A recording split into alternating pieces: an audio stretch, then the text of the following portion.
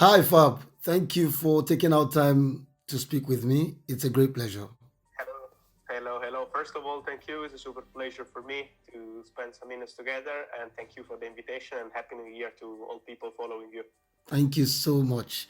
The Nations Cup is coming up in 10 days, and then there have been controversies. There have been real controversies between European clubs, African Football Federation, and a lot of people in Africa feel that there's a palpable disrespect for the continent of Africa and its biggest tournament. What's your take on this?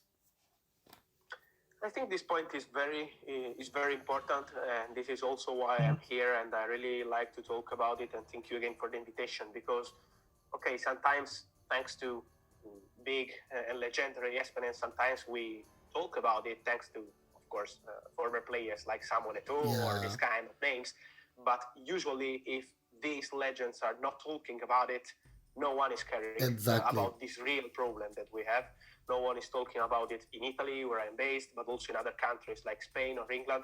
And this is a problem because I really feel that we have a lot of disrespect from European countries, from European leagues Yeah. to Africa Cup because they can't accept to lose their players Yes. for 1, 2, 3 weeks.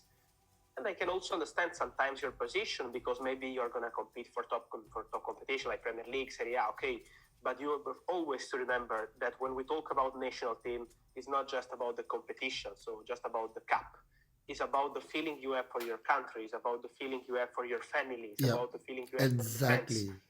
There is something behind the cup. There is something behind the competition, and no one is talking about it when it's up to the Euros. Here Exactly. in Italy, for example, we won the Euros, and it's been as a fan. I'm not talking as a journalist. I'm Yeah. talking as a fan. Yeah. The best moment of my year, the best moment of my 2021 has been to share with Yes. my friends the Yeah. feelings of Yes. winning the Euro. Correct. And I'm not talking as Fabrizio journalist. I'm talking as Fabrizio person. So you can't decide just because you want to play 1, 2, 3 games with your best players that you say, okay, let's cancel the competition and let me play with my players. Remember that there is something behind the player and there is something behind the cup.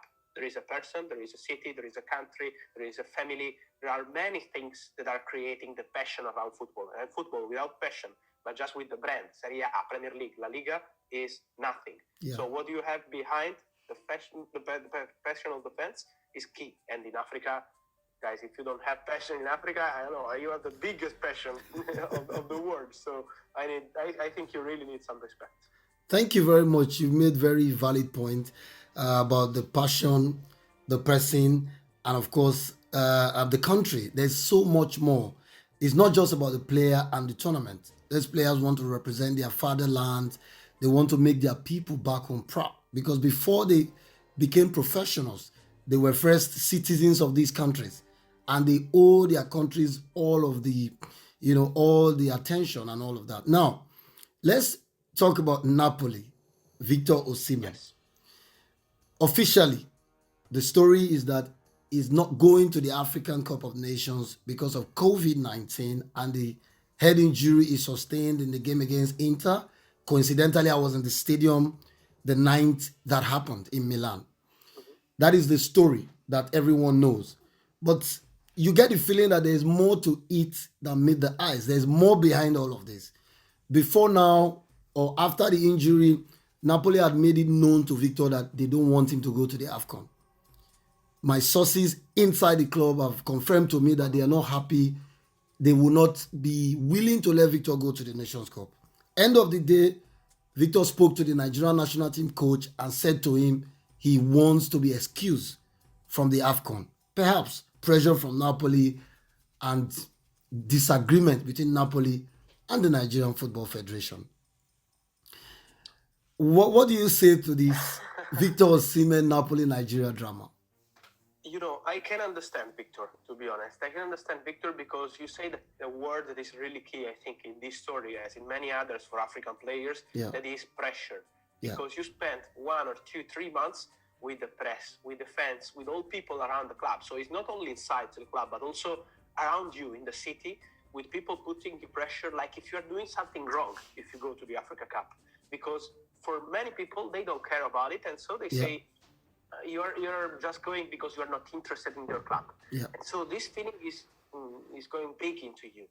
And I can understand that it's not easy. Also, if you are a top striker, a top player like Victor Osimhen, to feel you are creating a problem to your team. Yeah. So you are between two things. You have the love of your country. You love your country. You want to represent your country, but at the same point, you are feeling some problem into your club. This is something that, in my opinion, has to be changed because players need to be free to do what they want. And in 99.9% of the cases, they want to represent their countries. But in this case of Osimhen, I also think that, but Napoli, as many other clubs in Europe, because it's not only Napoli, but many other clubs in Europe do the same.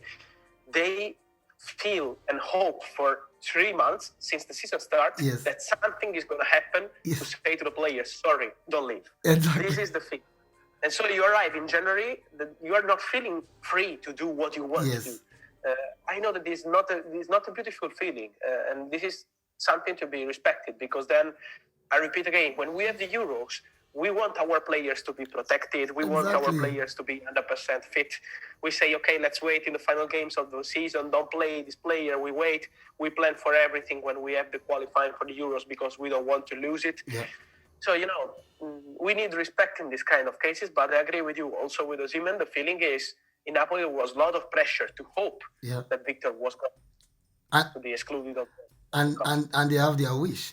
Now, let me just follow that up with this. Do you think going forward, as a football transfer expert, that players should insert compulsory release clauses in their contract that says, if I want to go and represent my country, you should allow me go before signing future contract? Because what has happened seems to have opened the eyes of a lot of players.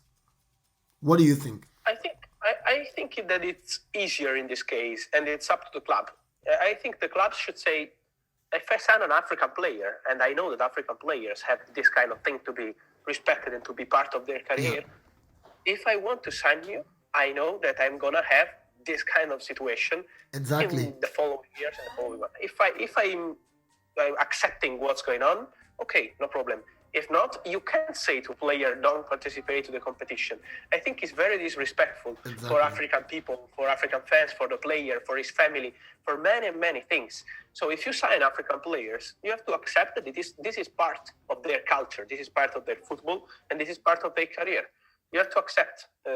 For example, I'm sure that there are managers that are understanding the situation. I see men like Jurgen Klopp, that is a very smart manager, and I'm sure that he's accepting that players like Mo Salah, Naby Keita, Saidio Mane are leaving because 3 top players. You can be, super top players. They're making the difference. But look at how Jurgen Klopp feel in this kind of things. Of course, you can't be happy. We are not saying you have to be happy. You can be a bit sad, but okay, accepting the situation is part of the career of a player. I hope that also in Italy and in other countries and in other clubs, they can arrive at the same level, because we need to respect. And I still remember, I'm based in Milano. Now I'm in Naples, Napoli, but I'm based in Milano for my work. And I still remember when Achraf Hakimi joined Inter from Borussia Dortmund, and had this call from national team of Morocco. And I was speaking with people close to him about this topic. And I understood, speaking with these people, the feeling that he has for his country, the feeling that he has for his national team. And you have to respect this. You have to respect this. It's not a competition. It's something behind the competition. I like the word you use. It's not a competition. It's something behind the competition. And that's what is dragging a lot of these players. They are connected to their countries. They are connected to their people. And they love to represent these countries. Still on the Napoli issue, there was no drama with releasing Koulibaly, who is also an integral part of the Napoli team for Senegal. Anguissa is already in Cameroon with the national team. He's also an important part of the Napoli team. And then owners of Algeria. Why is the case of Victor different? What do you think? I think because Victor has been fantastic with Napoli since he arrived, but also really unlucky because we had the COVID case last year when he moved to Nigeria. We had the injuries. Victor, you know better than anyone else, is a player that is always fighting on the pitch in a positive way. I mean, so this means that many times you face the opportunity to be injured, because in Italy, football is very rude sometimes. And so when you are a striker, defenders are creating you some problems. And so it's part of the game. But so Napoli people and Napoli fans maybe felt, okay, we only saw the 40%, the 50% of Osimhen in the last year and a half. Fantastic player when he's fit, but many times COVID problem in Nigeria, and then injuries, and then this kind of things. So I think the real problem has been, we don't want to lose this boy again. We want to enjoy Victor, and we need Victor, because, okay, Koulibaly is an incredible player, and also the others you mentioned are important players. But you win the games with strikers. You win the games with strikers. You can turn the game around in critical moments. Exactly. Exactly. This is why they don't want to lose him. I think it's part of showing love for a player.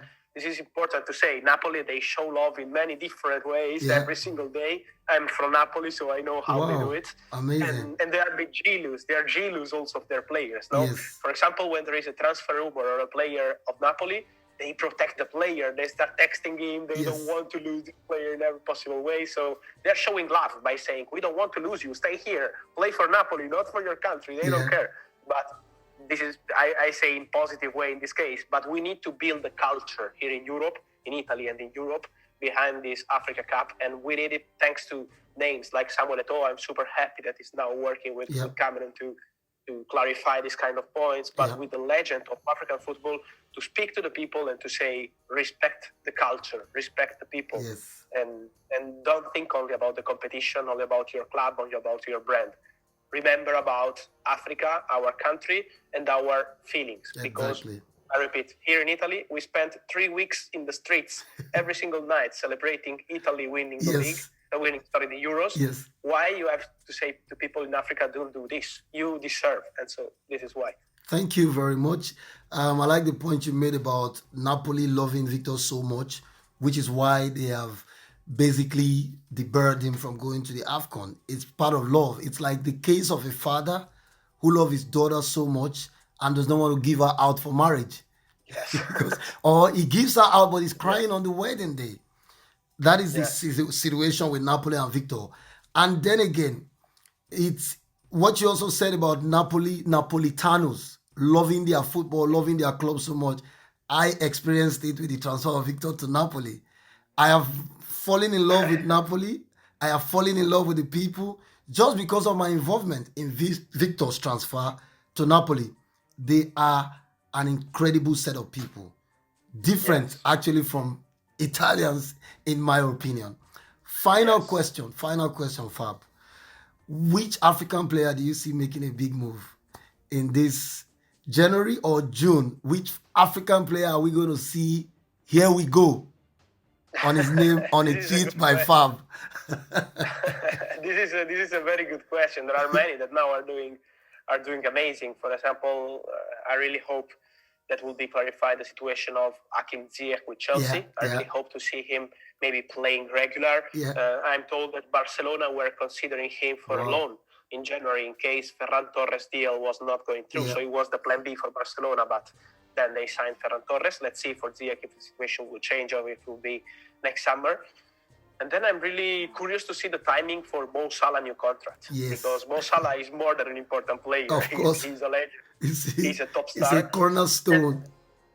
Yes. And to see Mo Salah and Saidio Mane out of contract in 2023 means for Liverpool that they need to resolve this question before the end of the season. Because if you arrive to next summer, to June or July, with a player out of contract in 2023, you're going to have a complicated summer. So working on this is priority for Liverpool. They are doing this. They are negotiating with Mo Salah. They are negotiating with Sadio Mane. So I'm sure they will go to find a solution, because when you sign a new contract in this kind of situation, it's like signing the player again. So for Liverpool, it's a real priority. But I want to mention these players because they're fantastic, they're incredible, and so timing will be key. And new contracts will be key for them at Liverpool. And so I wish them all the best, because Liverpool fans deserve to see these boys again at Anfield for many, many times. Thank you so much, Fabrizio Romano. Such a pleasure having you talk with me, and it will be a great honor. I mean, it will be amazing for my fans, my audience all over in Nigeria, all over the world, to watch and listen to this. Thank you. I am absolutely grateful. Thank you. Wow, it's been a super pleasure for me. Again, thank you for the invitation. Enjoy the Africa Cup. Thank you. Congrats for everything you do in your work for African football and for Victor and for many other things. It's super appreciated. So congrats for your knowledge and big up to African people. Big respect and enjoy the Africa Cup. Grazie mille. Thank you. Thank you.